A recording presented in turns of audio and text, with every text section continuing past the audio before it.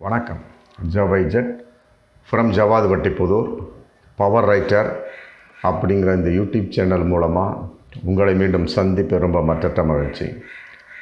அத்தோடு எங்கள் சேனலை சப்ஸ்கிரைப் பண்ணுங்கள், பெல் பட்டன் அழுத்த மறந்துடாதீங்க. அதோட எல்லாத்துக்கும் ஷேர் பண்ணுங்கள். இந்தியாவில் அதிலும் குறிப்பாக தமிழகத்தில் எத்தனையோ கட்சிகள் இருக்குது. உதிரி கட்சிகள், எதிரி கட்சிகள், அப்புறம் மினி கட்சிகள், குட்டி கட்சிகள், அப்புறம் லெட்டர் பேடு கட்சிகள், அப்புறம் சில கட்சிகளை பார்த்தோம்னா போஸ்டர் மட்டும் ஒட்டுவாங்க, அதோட சரி, அதுக்கு மேலே ஒரு வயல் இருக்க மாட்டான் அப்படின்னு சில கட்சிகள். அப்புறம் சில கட்சிகளை செவுத்தில் எழுதுவான், நாங்களாம் இருக்கிறோம் அப்படின்னு, அப்படியும் சில கட்சிகள். இந்த மாதிரி பலவிதமான கட்சிகள் தமிழகத்தில் இருக்குது. எத்தனையோ கட்சிகள் இருக்குங்க, ஆயிரக்கணக்கான கட்சிகள் இருக்குது. ஆனால் எந்த கட்சியிலேயாவது ஒரு பாலியல் சீண்டல், பாலியல் வன்கொடுமைன்னு அடிக்கடி ஏதாவது பிரச்சனை வருதா பாருங்கள். நல்லா கூர்ந்து கவனிங்க.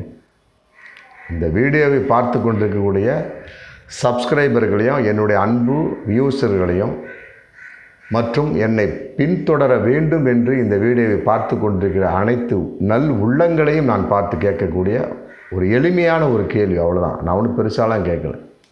மற்ற கட்சியில் அடுத்து எத்தனையோ கட்சிகள் இருக்குது. எந்த கட்சியிலையாவது ஒரு பாலியல் சீண்டல், பாலியல் வன்கொடுமை, ஒரு பொம்பளை கையை பிடிச்சி ஒரு ஆம்பளை இழுத்தான், மற்றபடி இந்த மாதிரி வன்முறையாக பாலியல் துன்புறுத்தலாக நடந்து கொண்டார்கள், அதனால் அந்த பொண்ணு அந்த கட்சியை விட்டு போயிட்டா, இந்த மாதிரி அந்த கட்சியில் இந்த மாதிரி பாலியல் வன்புணர்வு நடந்து, அதனால் அந்த லேடி அந்த கட்சியினுடைய தலைவர் மேலேயே போலீஸில் கம்ப்ளைண்ட் கொடுத்துருக்குறாங்க, இந்த மாதிரி செஞ்சாங்க, அதனால் அந்த கட்சியினுடைய தலைவருக்கு இன்றைக்கி மிகப்பெரிய ஒரு தண்டனை கிடச்சிருக்கு. அந்த மாதிரி ஏதாவது இருக்குது, இல்லாமல் இல்லை. சும்மா ஏதோ ஒன்று ரெண்டு இலைமறைக்காயாக நடந்துக்கிட்டு இருக்குங்க, அவ்வளோ. ஆனால் இந்த பாஜக, மற்றபடி இந்த இந்து அமைப்புகள் அப்படின்னு வரக்கூடிய அனைத்து கட்சிகளும் பாருங்கள், ஏதோ ஒரு பாலியல் சீண்டல்கள், பாலியல் வன்கொடுமை. ஒரு லேடிஸ் வர்றாங்க அப்படின்னா அந்த கட்சியில் ஒரு பாதுகாப்பு இல்லை அப்படின்னா அப்புறம் என்ன கட்சி அது? திமுகவெலாம் எடுத்துக்கங்க, இன்றைக்கி ஃபுல் பாதுகாப்பு. ஒரு சின்ன பிரச்சனைனா போதும், உடனே டக்குன்னு அடிப்படை உரிமையிலிருந்து அடிப்படை உறுப்பினர் பதவியில் ரத்து செய்யப்படுகிறார், நீக்கப்படுகிறார், உடனே டக்குன்னு. ஆகவே இவரோடு யாரும் தொடர்பு வைத்து கொள்ளக்கூடாது, திமுக தொண்டர்கள் உடனே அறிக்கை பறந்துடும். இது கட்சி. ராதா ரவியே எடுத்துக்கலாம். நயன்தாராவை பற்றி அப்போ திமுகவில் இருக்கிற ராதா ரவி நயன்தாராவை பற்றி ஒரு சின்ன பேச்சு பேசுகிறார், ஒரு சின்ன வர்ணனையாக தான் பேசுகிறார், அது ஒன்றும் பெரிய விஷயம்லாம் சொல்ல முடியாது. உடனே பார்த்தாங்க, அடுத்த நாளே திமுகவை விட்டு ராதா ரவி நீக்கம் அப்படின்ட்டாங்க. அதே ராதா ரவி பாஜகவில் இருந்துக்கிட்டு மோடியை ஃப்ராடு அப்படின்னார், நம்பர் 1 நம்பர் 2 அப்படின்னார். மற்றபடி எத்தனை பித்தலாட்டங்கள், எத்தனை ஒரு பேச்சுக்கள். அதே மாதிரி திருச்சி சூர்யா டெய்ஸி விவகாரம் நாரி போச்சு, ஆபாசமான பேச்சுக்கள், பாஜகவிலிருந்து வந்த ஒரு விஷயந்தான். அதே மாதிரி ஏகப்பட்ட அந்த மதவாத கும்பல் சம்பந்தப்பட்ட வகையிலையும் அதே மாதிரி பாலியல் சீண்டலான விஷயங்கள், பெண்களுக்கு பாலியல் தூண்டலான ஒரு சம்பவங்கள். ஆமாம், அதன் அடிப்படையில் பாரத இந்து மக்கள் அமைப்புன்னு ஒரு கட்சி இருக்கும் போல இருக்குது. அது எங்கே இருக்குன்னு தெரியல. ஆமாம், அது சம்மந்தப்பட்ட ஒரு துணை தலைவர் மேலே இன்றைக்கி பாலியல் புகார் வந்திருக்கு. அவர் பேர் மாயாஜி, வயசு 47. ஆமாம், பொண்டாட்டி பிள்ளை இருக்கா அப்படின்னு தெரியல, மற்றபடி எத்தனை பசங்க அப்படிங்கிறது தெரியல. அவர் மேலே ஏகப்பட்ட வழக்குகள் இருக்கும் போல இருக்குது.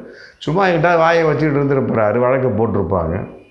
இவங்களை பொழப்பே அவ்வளோதானே, ஏதோ ஒரு அங்கே வாயை வைக்கிறது, ஏதோ ஒரு பிரச்சனை பண்ணுறது, தன்னுடைய கட்சிக்கு ப்ரொமோஷன் அப்படிங்கிற பேரில் கைதாவாங்க. அப்புறம் வழக்கு, அது சம்மந்தப்பட்ட வழக்குகளை கோடம்பாக்கத்தில் ஏதோ ஒரு பெண் வக்கீல் இருந்திருப்பார் போல இருக்குது. அந்த வக்கீல்கிட்ட இந்த மாதிரி அந்த மாயாஜி போய், அதாவது பாரத இந்து மக்கள் அமைப்பின் துணை தலைவராக இருக்கக்கூடிய மாயாஜி போய், இந்த மாதிரி நிறைய கேசஸ் இருக்குமா, கொஞ்சம் டீல் பண்ணி கொடுங்க அப்படின்னு கொடுத்துருப்பாங்க போல. அந்த அம்மாவும் பெண் வழக்கறிஞர், அவங்களும் டீல் பண்ணிகிட்டு இருக்காங்க. ஃபஸ்ட்டு ஒரு கிளைண்ட்ஸ் வந்துச்சு அப்படின்னா அது எப்படி சந்தேகப்பட முடியும்? எந்த வழக்கறிஞராக இருக்கட்டும், ஒரு டாக்டராகவே இருக்கட்டும், யாராக இருக்கட்டுமே, இது வழக்கறிஞர் சம்மந்தப்பட்டது, அது பெண் வழக்கறிஞர்.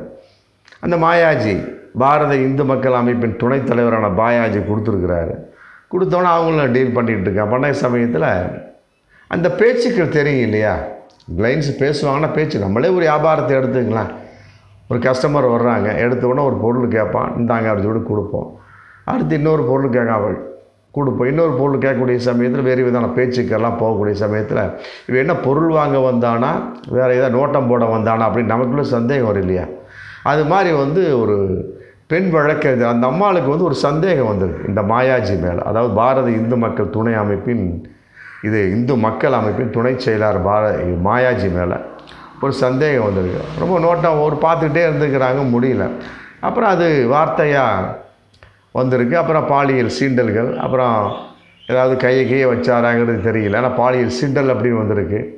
அப்புறம் பாலியல் தூண்டல்கள், டபுள் அர்த்தமாக பேசுகிறாரா இல்லை வேறு விதமான அர்த்தத்தில் பேசிகிட்டு இருக்கிறாரா?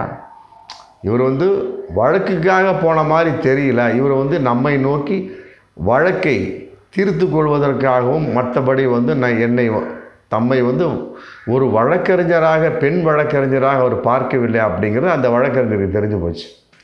அப்புறம் அது சொல்லியிருக்கிறாங்க மாயாஜிட்ட, நான் பெண் வழக்கறிஞர் அவ்வளோதான், மற்றபடி நீங்கள் நினைக்கிற மாதிரி தவறான ஆள் கிடையாது அப்படி கூட ஓப்பன் டாக்காக பேசியிருக்கிறாங்க அந்த அம்மா. இருந்தாலும் அதை மீறி சில பாலியல் வன்கொடுமைகள், பாலியல் சீண்டல்கள், பாலியல் பலாத்காரம் அப்படிங்கிற ஒரு கான்செப்ட் தான் நடந்திருக்குமா என்னன்னு தெரியல. பெண் வழக்கறிஞர், மற்றபடி போலீஸார் தான் விசாரித்து மக்களுக்கு சொல்லணும். அவங்களால ஒன்றும் பண்ண முடியல. அதுக்கு மேலே பெண் வழக்கறிஞர் உடனே போலீஸில் கம்ப்ளைண்ட் கொடுத்துட்டாங்க. அவங்க கோடம்பாக்கம் போலீஸில் கம்ப்ளைண்ட் கொடுத்து இன்றைக்கி பாரத இந்து மக்கள் அமைப்பின் துணைத்தலைவர் மாயாஜி 47 வயசு அரெஸ்ட் பண்ணி இன்றைக்கி உட்காந்து களி திங்க வச்சாச்சு. விஷயம் என்ன நம்ம பார்க்கக்கூடிய விஷயம் அப்படின்னா, பொதுவாக 47 வயசுனா இவர் கட்டாயமாக ஒன்று கல்யாணம் ஆகிருக்கணும், இல்லை பிரம்மச்சரியமாக இருக்காரா அப்படிங்கிறது. ஏன்னா அந்த இந்து அமைப்பு அப்படின்னாலும் ஏகப்பட்ட பேர் பார்த்திங்கன்னா எல்லாம் பிரம்மச்சரியம் தான். ஆமாம், ஒன்று கல்யாணம் பண்ணாத ஆளாக தான் இருப்பாங்க.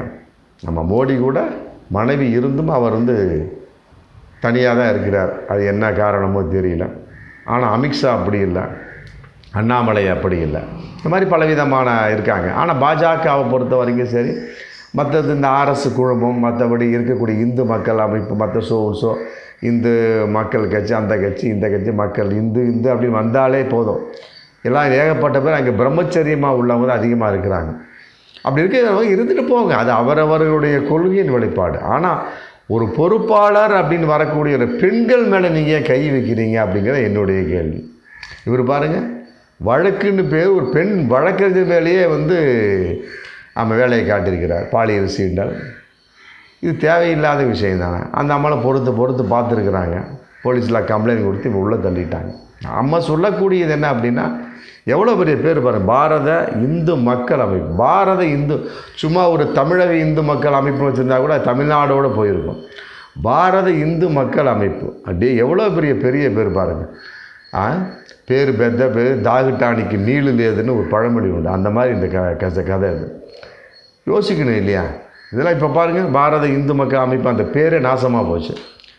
ஒரு பெண் வழக்கறிஞர், ஆமாம், வழக்கறிஞர்கிட்டே வேலையை காட்டுறவன் இது எத்தனை பெண்கள்கிட்ட வேலையை காட்டியிருப்பான் அப்படிங்கிற கேள்வி இருக்குல்ல.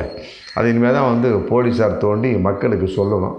அதனால் இந்த மாதிரி இந்து அப்படின்னு பேர் வைக்கக்கூடிய அந்த அமைப்பினருக்கு சொல்லிக்கிறத தயவுசெய்து உங்கள் பேரை நீங்கள் கெடுத்துங்க. தயவுசெய்து அந்த மதத்தோட பெயரில் கெடுதல் பண்ணாதீங்க. கெடுதல் பண்ணக்கூடிய சூழல் இருந்துச்சுன்னா அந்த மதத்தில் எந்த கட்சியும் ஆரம்பிக்காதீங்க. இங்கே வேதம் ஆரம்பிச்சிருப்போம், மக்கள் முன்னேற்ற கழகம், அப்புறம் மாநில முன்னேற்ற கழகம், அப்புறம் உங்கள் பொண்டாட்டி பேரில் ஆரம்பிங்க, உங்கள் பேரில் ஒரு கட்சியை ஆரம்பிச்சிங்க, உங்கள் பையன் பேரில் கட்சியை ஆரம்பிங்க, எவனும் கேட்க மாட்டான். இது பாரத இந்து மக்களுங்க, இந்து மக்கள் அமைப்பு அப்படிங்கிறப்ப எவ்வளோ பெரிய ஒரு அமைப்பாக ஒரு பேர் அது வச்சுருக்காங்க பாருங்கள். இந்த மக்கள் இந்த அமைப்பு எத்தனை லட்சக்கணக்கான உறுப்பினர் இருக்கிறாங்க அப்படிங்கிற கேள்வி. இப்போ அத்தனை பேருக்கு வேட்டு வந்துருச்சு, அத்தனை ஒரு தவறான ஒரு நோக்கம் வந்துருச்சு இல்லையா? ஒரு சின்ன ஒரு பிட்டு தான் இந்த மாயாஜி ஏற்படுத்துகிற ஒரு பிட்டு. இன்னைக்கு தூக்கி உள்ளே போட்டாங்க, பாலியல் சீண்டல். அதுவும் வழக்கறிஞர்கிட்டே வேலையை காட்டிக்கிறான் அப்படின்னா இந்த ஆள்லாம் எத்தனை பெண்கள்கிட்ட வேலையை காட்டி வேலையை முடிச்சிருப்பாருங்கிறது தெரியுது இல்லையா? அதெல்லாம் போலீஸார் தான், கோடம்பாக்கம் போலீஸாருக்கு தான் வெளிச்சம். நம்ம பார்த்து வெளியே கொண்டாங்க. ஆமாம், பார்ப்போம் மீண்டும் அடுத்த வீடியோ. நன்றி.